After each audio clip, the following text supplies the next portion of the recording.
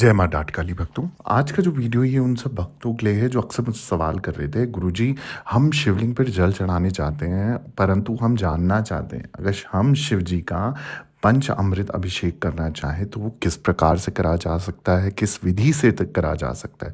सबसे सरल और सबसे सटीक और काम करने वाली विधि मैं बताने जा रहा हूँ इस वीडियो के माध्यम से। आप लोगों से निवेदन है एक एक स्टेप को फॉलो कर कर इस सरलता के साथ आप शिव जी भगवान का, भोलेनाथ का, उनके शिवलिंग का पंचामृत से अभिषेक कीजिए। आप देखिए 100% आपको जो भी आप इच्छा लेके जाएंगे उनके पास वो आपकी पूर्ण हो जाएगी। आपका कोई डर, भय, कोई चिंता का विषय है, कोई काम अधूरा है, पूरा नहीं हो पा रहा है या किसी भी प्रकार की समस्या आपके जीवन में आ रही है ना, आप इस तरीके से पंचामृत से भगवान भोलेनाथ का अभिषेक करना चालू कर दीजिए। आपको कोई भी दिक्कत परेशानी नहीं आएगी जीवन में। आपके जीवन से पितृदोष, मंगल दोष, राहु केतु की महादशा, यहाँ तक कि कालसर दोष और किसी प्रकार का दोष हो, ऋण हो, आपके ऊपर कर्जा हो गया है, जिम्मेदारियां बहुत हो गई, निवारण नहीं मिल रहा है, नकारात्मकता आपको घेरी पड़ी है, आपने बस बताई हुई विधि के अनुसार पंचामृत करना है, पंचामृत से अभिषेक करना है भगवान शिवलिंग का, भगवान भोलेनाथ का। आप देखिए आपके जीवन में कैसे सकारात्मकता बढ़ती है, कैसे पॉजिटिविटी आती है और कैसे आप 101% रिजल्ट अपनी लाइफ के सक्सेसफुल करते हो।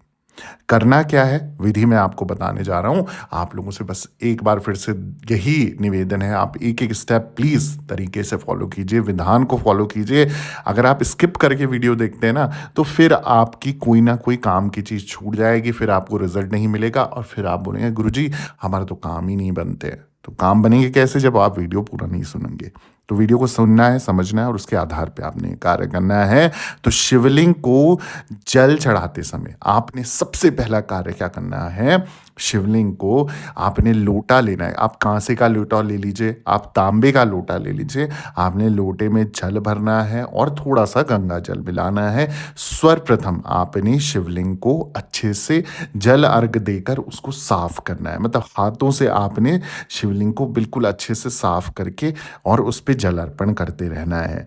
ठीक है। अब जब हम सारा जो ये पंच अमृत का अभिषेक कर रहे हैं भगवान भोलेनाथ का, तो आपने एक चीज का बस ध्यान रखना है, आपको मन ही मन पंचाक्षरी मंत्र का ध्यान करना पड़ेगा। पंचाक्षरी मंत्र ओम नमः शिवाय, ओम नमः शिवाय, ओम नमः शिवाय।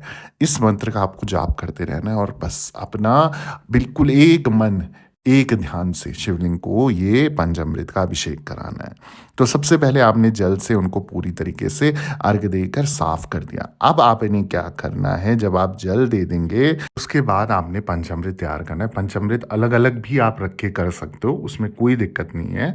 आपने सबसे पहले दूध अर्पण करना है।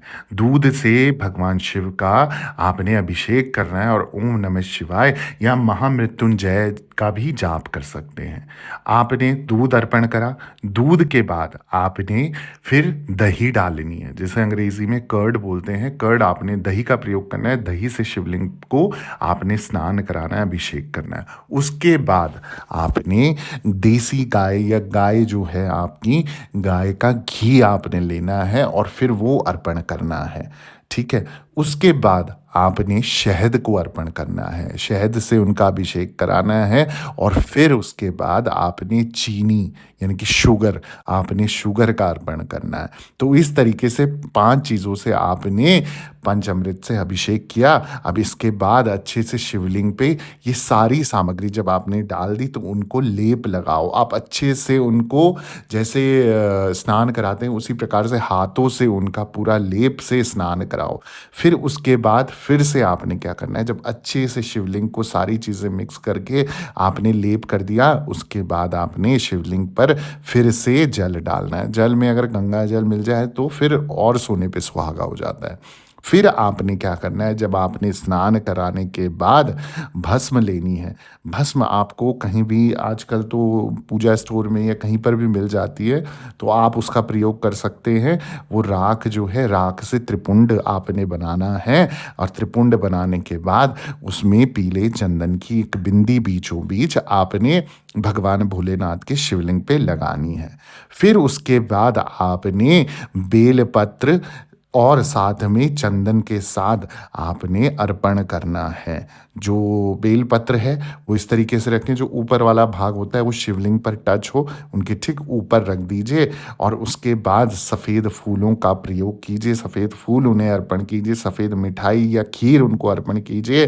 फिर उसके आगे भगवान शिव के आगे एक दिया आपने प्रज्वलित करना है और अपनी गलती की, भूल चूक की माफ़ी मांगते हुए फिर आपने क्या करना है, वो जितना भी पंचामृत आपका बच जाएगा, वो आपने घर के सभी सदस्यों के साथ या जो भी प्रसाद आप जिनको पंचामृत बाँटना चाहते हो, उन सब के साथ आपने वितरण करना है बहुत ही अच्छी तरीके से और बिल्कुल रिस्पेक्ट के साथ। और कोशिश कीजिए जो आपसे पंचामृत प्रसाद के रूप में ले रहा है, उससे कीजिए कि अपना आँचल, अगर स्त्री हैं तो अपना आँचल बढ़ा के अपना हाथ ऊपर रख के आँचल के ऊपर, यानी कि अपने पल्ले के ऊपर, और तब पंचामृत ग्रहण कीजिए। और साथ ही साथ अगर कोई पुरुष हैं तो वो भी अपने हाथ, एक हाथ उनके नीचे लगा के, दूसरे हाथ के नीचे लगा के, सीधे हाथ के नीचे लगा के तब उस चीज़ को ग्रहण करें और स्वीकार करें। पंचामृत कभी भी, इसके पीछे एक कथा है, वीडियो काफ़ी लंबा हो जाएगा इसलिए अभी मैं ये चीज़ नहीं बता रहा हूँ, परंतु ये ध्यान रखिए कभी भी पंचामृत ज़मीन पर ना गिरने दें।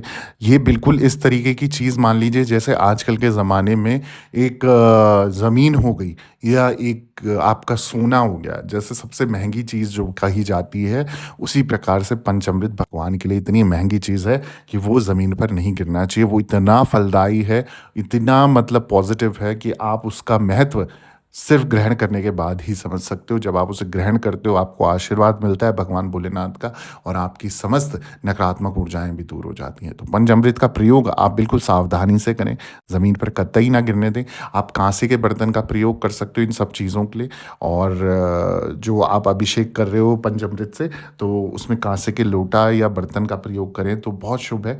और बाकी आपने क्या ध्यान देना है, जब भी आप भगवान भोलेनाथ का पूजन कर रहे हैं तो आपने अपना एकाग्रता, अपना ध्यान किसी भी और चीज़ में नहीं देना है, कोई भी नकारात्मक चीज़ या कोई भी गलत चीज़ों का आपने ध्यान नहीं करना है। पॉज़िटिविटी के साथ आप ये कार्य कीजिए, मैं आपको 100% गारंटी दे रहा हूँ। ये पंचामृत से अगर आपने अभिषेक करा तो आपके जीवन की आधी से ज़्यादा चिंताएँ मिट जाएँगी। आपके 9 ग्रह, 9 देवता आपसे प्रसन्न होकर आपके ग्रह भी शांत हो जाते हैं। तो ऐसे और वीडियोज़ चाहिए ना, जल्दी से चैनल को सब्सक्राइब कर दो, वीडियो को लाइक कर दो और चैनल को सब्सक्राइब करना ना भूलें, शेयर करना वीडियो को ना भूलें, कमेंट में ओम नमः शिवाय या जय माता दी ज़रूर लिखें।